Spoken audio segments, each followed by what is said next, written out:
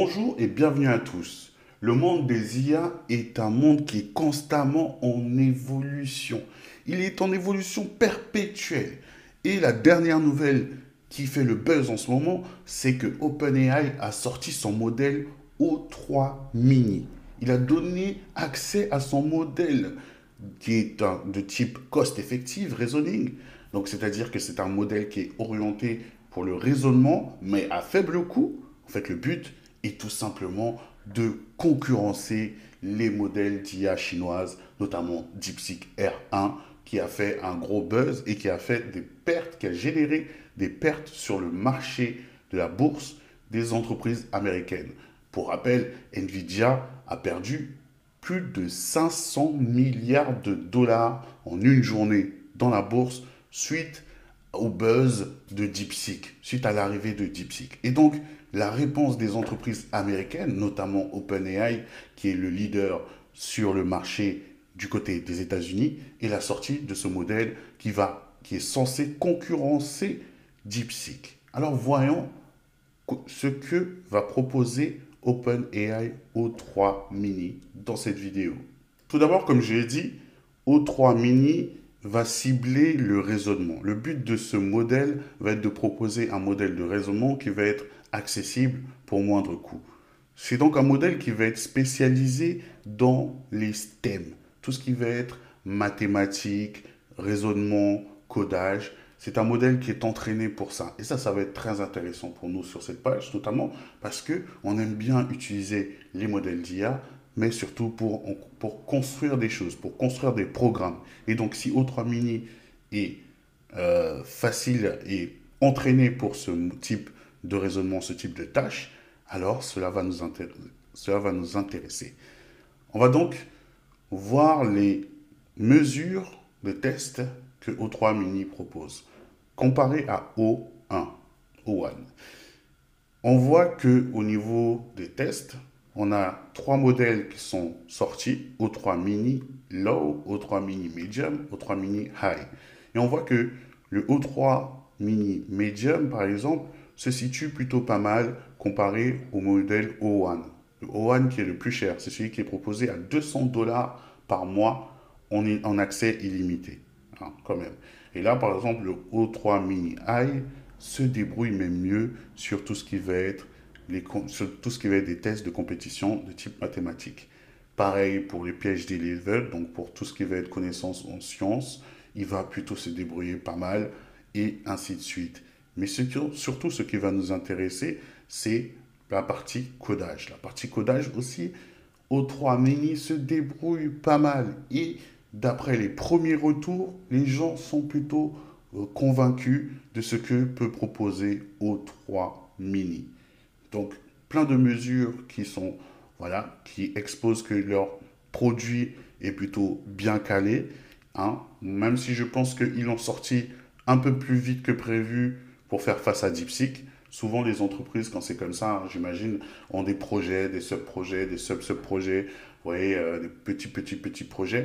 Et celui-là devait être certainement l'un des plus près. Et ils se sont dit, non, on va le sortir. Ils voulaient peut-être le sortir plus tard, mais ils se sont dit, on va le sortir maintenant. Voilà, comme ça, c'est fait. OK? Donc, là, on a vu à peu près que tous les tests sont bons. Maintenant, qu'est-ce que dit la machine concrètement? Qu'est-ce que dit le bousin? Comment est-ce que on va pouvoir l'utiliser, l'exploiter? Pour pouvoir y accéder, il suffit de se rendre sur sa page de ChatGPT. Et là, on a le nouveau modèle qui nous est proposé tout de suite. On essaie dès maintenant, hein, c'est tout frais, ça vient juste de sortir. On a donc O3 Mini et O3 Mini High qui sont présentés. Et on peut du coup essayer maintenant. Là, on est calé sur O3 Mini et on a l'option de O3 Mini High. Une chose qu'ils ont faite pour contrer DeepSeek, c'est qu'ils ont proposé O3 Mini gratuitement, en accès gratuit pour les comptes gratuits. Et ça, c'est pas mal. Ça, c'est pour aller chercher un peu, hein. Donc, comme je dis, ils vont donner accès à un modèle qui est plutôt pas mal, le O3 Mini Medium, je pense, qui est plutôt pas mal en matière de test au grand public. Donc là, voilà, aujourd'hui, la concurrence est encore plus rude. Et c'est ça qu'on aime. Et c'est pourquoi il est important de suivre, de s'abonner à ma page, parce que je vais relater tous les fait toutes les actualités des IA et notamment tout ce qui va être modèle et surtout ce qu'on pourra en faire. C'est le but de cette chaîne. Donc, si ce n'est pas encore fait, n'hésitez pas à vous abonner pour ne rien rater. Maintenant, voyons voir ce que dit la machine, comment est-ce qu'on peut la challenger. Voilà, on va challenger la machine. Pour ça, je vais lui demander, comme d'habitude, on va procéder en 2 étapes. Je vais d'abord lui demander une tâche de raisonnement, de conception et ensuite de réalisation. Donc, donne-moi si idée.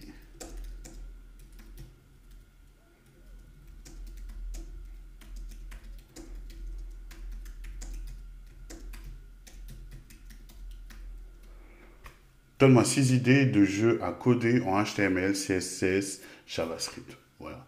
Il me propose, comme d'hab, le tic-tac-toe, Morpion, le jeu du Snake, jeu de mémoire, jeu de Pong. J'ai oublié. Ah oui, Pong. Breakout, casse-brique. Ah bah tiens, jeu de Pong. On va lui demander donc de jeu de Pong.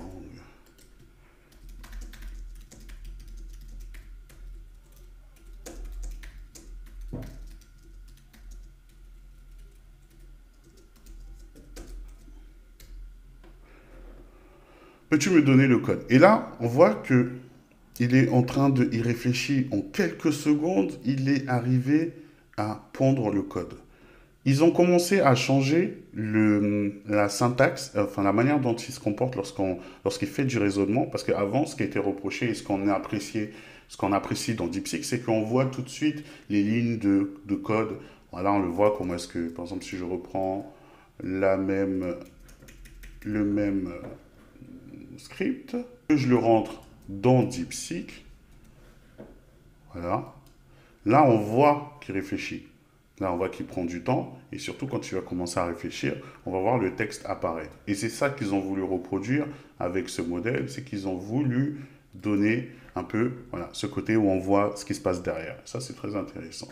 Donc, il m'a fait mon code. On va donc pouvoir voir ce que ça donne après. Arrow up, KS. Ok, d'accord, bien, merci, intéressant. Il m'a donné le guide.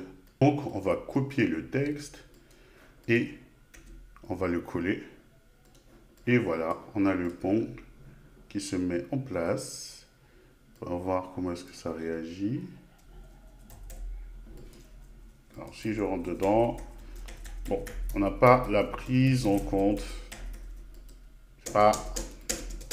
Premier test, donc c'est pas trop ça. En tout cas, on a la physique, mais peut-être que...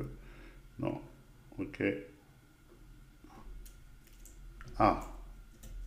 Ah oui, bah oui, c'est sûr que si, si je ne regarde pas du bon côté. Ok, my bad. Donc, on est bon. Voilà, ok. Voilà, allons-y. Yes.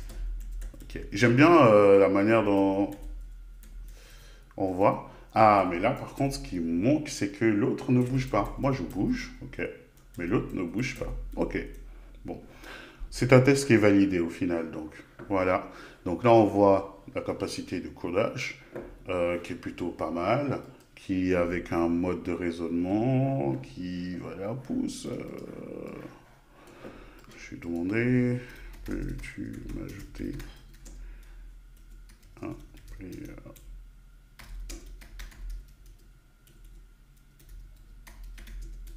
Car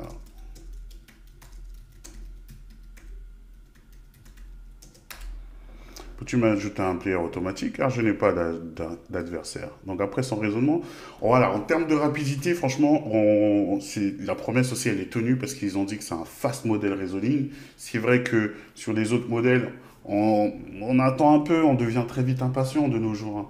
Et donc, on a envie que ce soit plus rapide. Là, en tout cas, de ce côté-là, ils remplissent le boulot.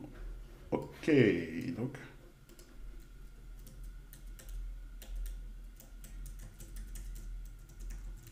Ouais. Non, non, non, non. Sur le mode adversaire, c'est pas... Il bouge, ok. Mais du coup, moi, lorsque j'entre, ben, c'est pas bon. Ok. On va lui accorder celui-là. Peut-être que c'est encore trop tôt, peut-être qu'il faut plus de commandes, mais pour celui-là, on va lui accorder quand même. Alors, correction sur le précédent test, nous avons testé O3 mini et non O3 mini i. Alors, pour plus de faire, plus de justice, on va tester O3 Mini AI. Donc, je vais lui demander de me coder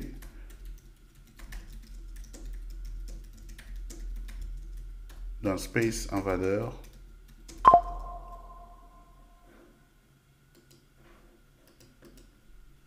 en Python.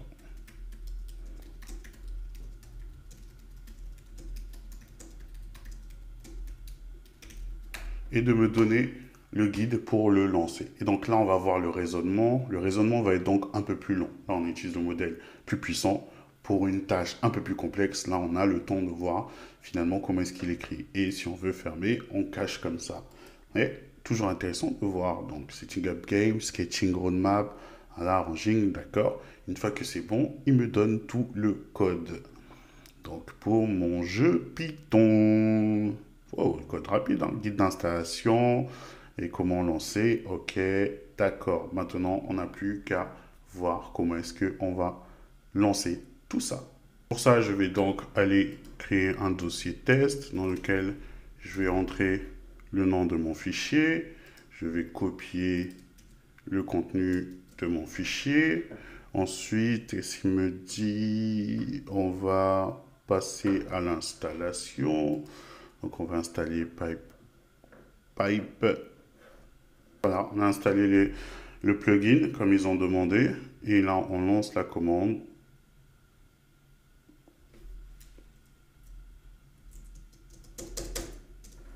Mais c'est magnifique. C'est magnifique. Incroyable. Ah oui, ok. Je pense on va commencer à faire des jeux en Python, hein. On va sortir un peu des jeux web. J'ai trop l'habitude de faire du web. Là, on va s'amuser un peu avec le Python. Ah, attends, celui-là va m'avoir. Ok, voilà. Donc, on peut dire que, effectivement, on est pas mal. Niveau jeu, je vais me faire avoir. Ouais, c'est bon, c'est bon. C'est bon, c'est maîtrisé. Ok, donc en fait, tu vas tout en avoir qui vont venir. Ok, d'accord. Bon, en tout cas, là, bouclé. Je valide. O3 Mini est un player avec lequel il faudra compter dorénavant pour tout ce qui va être actualité, pour tout ce qui va être construction d'applications, de code et surtout le code, comme j'ai dit, c'est ce qui nous intéresse. Donc voilà pour le test d'aujourd'hui. J'espère que vous avez apprécié ce test et cette vidéo. Dites-moi ce que vous en pensez de O3 Mini. Est-ce que vous pensez qu'il va changer vraiment le game? Est-ce qu'il peut rivaliser avec DeepSeek R1 ou pas? À vous de me dire. Et bien sûr, n'hésitez pas de liker et partager cette vidéo et abonnez-vous si ce n'est pas encore déjà fait. À très bientôt.